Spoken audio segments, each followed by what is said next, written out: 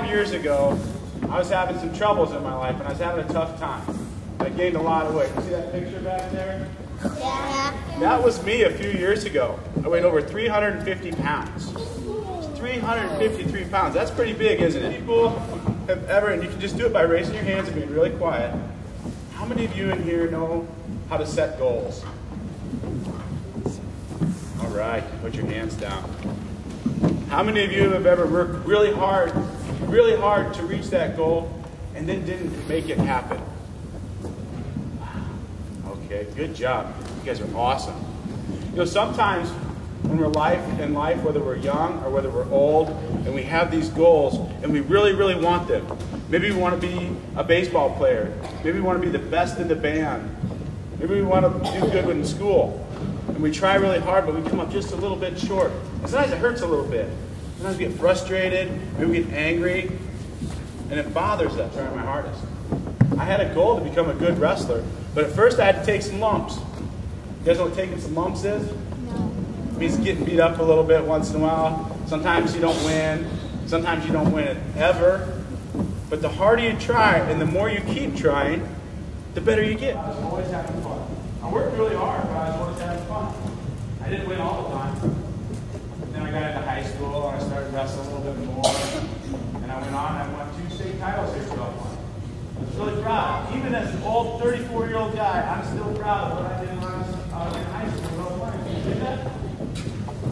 But then something happened to me. But I didn't set new ones.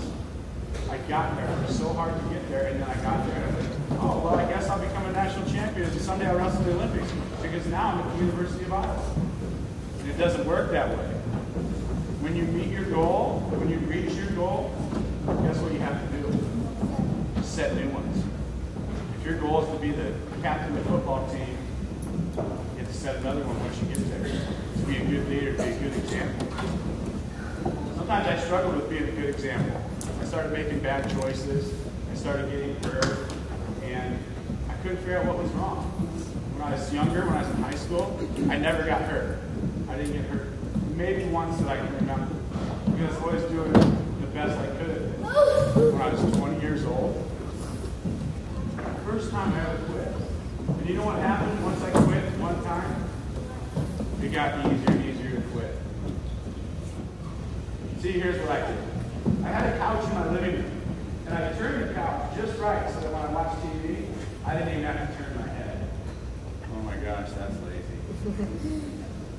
And one night I'm laying on the couch watching TV, and I'm flipping through the channels, and this show came on called The Biggest Loser. And I'm watching it, and I'm like, what are they doing?